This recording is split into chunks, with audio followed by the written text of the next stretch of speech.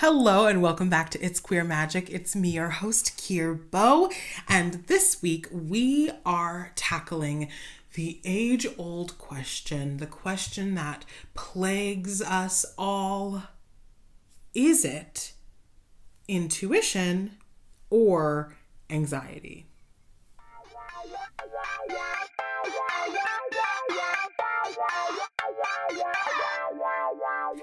This is a question I hear all the time as a reader and a teacher and a meditation workshop leader. It's the most common question I think any practitioner of this work or teacher of this work probably hears. It's the most popular question because it is such a difficult line to draw, a delineation to make between intuition and anxiety when you are first dabbling in your intuitive experience. And there's a lot of reasons why. One, anxiety levels are through the roof right now. There's a lot to be anxious about, and all of us are anxious about it. And that is not just talking about people with like clinical anxiety. Like there are anxious feelings that absolutely get in the way or absolutely pretend to be intuitive thoughts. Remember that TikTok? I never followed that person, so I don't know who they were. But they were like, intrusive thoughts? It's probably just your intuition. Literally no. And I think the issue there is that girl did not know what intrusive thoughts were. Like, I feel like she just did not understand. She just heard the concept of an intrusive thought and was like, you mean your intuition? No, girl, we mean our intrusive thoughts. They are not the same. They're not the same. And it's okay to like think that, but it's very important to correct that immediately because your intuition is not going to tell you to do things like what your intrusive thoughts tell you to do. And that's just how it is. Another reason that it's difficult to tell the difference is that we are so conditioned in our modern lives, at least where I live in the United States, to be separate from our feelings and to have a significant amount of distance between what our body and our nervous system are experiencing and our like attention and our consciousness. You know, we tend to put things away, to stuff them down, to brush them under the rug in order to keep going, in order to keep working, in order to keep running this capitalistic machine that is killing us and running us into the ground. In order to do that, we have to act against our nature, right? Against our nature as human beings. We have to prioritize productivity. We have to really de-emphasize feelings. We have to de-emphasize our connection to our spirit and our connection to the land in order for us to keep doing things like killing the planet. And it's not your fault. It's not my fault, but it also is because we are all humans. So it's complicated.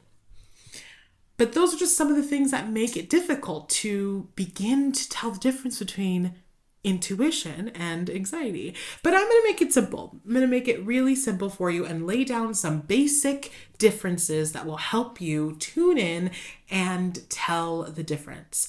But before I do, I just want to say up front that there's nothing that is across the board for everyone. Not nothing. There are a few things that are definitely true for everyone. But when it comes to your intuition, there's no list and formula that you can follow that will tell you how your intuition works. Your intuition is as unique as you are. There are as many ways to interpret in messages from the spirit world, from the invisible world, as there are people alive on the planet. So there are a lot of different ways to do it. And it is, for some, a bodily experience. For some, it's a mental experience. For some, it's all encompassing. For some, it feels like they're not even present for the moment, right? So it is something that you are going to have to make an effort to practice, to try to wake up that little used muscle. Right? And a muscle is a great way to describe it because it needs attention. It can atrophy with and decline without attention, with it being ignored. You know, it's like use it or lose it kind of energy is actually pretty true when it comes to intuition. That being said, and the encouragement to please just try and practice to meditate, to sit with yourself, to hear your thoughts, to experience feelings in your body as opposed to just your mind. And if it's safe and comfortable, well, it's not comfortable, but if it is safe for you to do so, not everything is going to be safe for everybody, especially in different mental places with different illnesses or conditions. Like, this is not just something that you should be able to do, right? We're all different and your experience of it might be different. And if you're experiencing something in your attempt to connect to your intuition that exacerbates any of your other mental experiences or mental disorders, mental illness, like, you don't need to be doing intuition right now, right? That's just, if I break my ankles, it's not time to roller skate. Or if I don't ever have the ability to marathon, I'm not a marathoner. And that sort of just is okay. It's okay to accept our circumstances. Okay, let's get to it. You're right. Okay, so how do I tell my intuition from my anxiety? Intuition is typically a quiet voice. It is not always an actual voice, but the experience of intuition, especially as someone who is not necessarily connected to it, can be really subtle and understated and quiet, like a whisper. It whispers to you. It's a faint whisper on the wind, whereas anxiety is shouting at you. It is screaming at you. It is the only thing that you can hear, the only thing that you can think, the only thing that is taking up all of your mental and emotional space, right? That's anxiety. Anxiety is urgent. Anxiety will say, this has to happen right now or else, right? It's right now, do this, or don't do this, or it's all going to happen or something bad, right? It's all really urgent. Intuition is a nudge. It's an invitation. It's not typically urgent at all. It's rarely urgent. And when it's trying to deliver something that is timely, it usually does not ring panic alarms, especially as someone who is reconnecting to your intuition. It's going to be quiet. It's not going to yell at you. And if it's yelling at you, it's likely your anxiety. Your anxiety will give you ultimatums and say, like I said earlier, do this or else. This is your last chance. This is it. You're messing it up. Your anxiety will speak cruelly to you. Your anxiety will be mean to you. Your intuition would never put you down. Your intuition is not saying, well, that's a bad thing because you're a bad person. Nope, that's not it. Your intuition is not going to speak to you abusively or cruelly or harshly. Now, you may have harsh messages because they're difficult for you to accept, but not in a way where they're just being cruel. That's not it. Your anxiety will be oftentimes, like I said, much louder and much more urgent and much more all-encompassing. Your intuition would rather nudge you along. It'd rather flow like a river. So, like I said, it can be a bodily experience. And I really think that if you are struggling in the moment to consider, is this anxiety? Is this intuition? I invite you to operate as if it is anxiety, right? Operate as if it is anxiety. Calm yourself, take your breaths, do whatever it is that you need to do to recenter yourself and to get a little bit more space from that thought. And then revisit it and see if it still feels like the most important thing in the world or the only option forward. Oftentimes, intuition will talk about the best path forward, but really not often about the only path.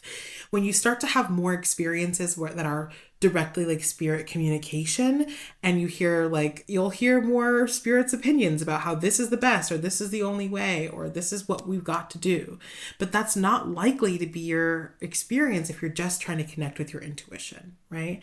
Oftentimes, those types of relationships between spirits that you'll hear people talking about their ancestors or their guides being like, you need to do this. This is what you need. That's their opinion and is typically trustworthy, but that's also a little bit more of an advanced experience. And If you are just trying to tune into your intuition, you're likely not getting those kinds of messages. But if you are, you can uphold the same boundaries with the spirits that you do with people. And you're highly encouraged to do that. You don't let nobody talk to you sideways in the physical or in the spirit world. Respect is the same across realms, okay? We all deserve it. And we can be respectful without receiving abusive or disrespectful language, tone, whatever. Even from deities, right?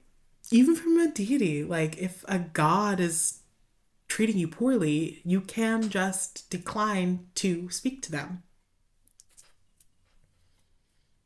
That's your right. So, is it anxiety? Is it intuition? If you're in the moment, consider it anxiety, work through that, use your tools, and then come back to that idea. And remember to pay attention to your body when you are experiencing something that you think might be intuition. Take a moment there too, take a deep breath and feel where it is happening in your body, how it makes you feel. Just note, right? This is not about judgment or about saying something is going to be this way forever. It's just about noting the experience, witnessing it, saying that's what happened this time. It took me a while to realize that I'm not going to get chilly when spirits are close to me. I'm actually going to get quite warm. And, the internet or media, like popular movies and things, might have you think that it's just cold. Oh, there's a chill, there's a ghost here. That might be true, but when I talk to spirits and they come into my space, my body gets warm, not cold. So you'll have to investigate what's happening for you. But when it comes to anxiety versus intuition, you can trust that if it is loud, in your face, giving you an ultimatum, there's nothing else you can think of, it's likely your anxiety. And if it's your intuition and you treat it like your anxiety, you will eventually get it to calm down and hear the calm, direct information that your spirit, your body, and your guides are trying to give you. What a journey. What a life. I feel like the last example I want to give is about how we know that there are many stories where people's intuitions have absolutely saved their lives, right? Avoiding a car crash, or I almost got on that plane that crashed, or I almost was there and I almost did this, or whatever, right? We know those stories. And in those cases, they are oftentimes, I'm even comfortable saying most of the time, not getting messages that are like in their head saying, bitch, you better turn left right now or you're gonna die. Like, that's not how the message is delivered, right? It's a calm knowing. It's like, I have an overwhelming feeling to just turn left. And I find myself just turning left, right? It's a feeling, just go left. What if I just went left today, right? Or when that's not possible, oftentimes something else external will happen that just stops you from getting there. Like your tire was popped, or you ran into traffic, or you missed a left turn. You had to go back around. And because of that, you weren't there in that moment.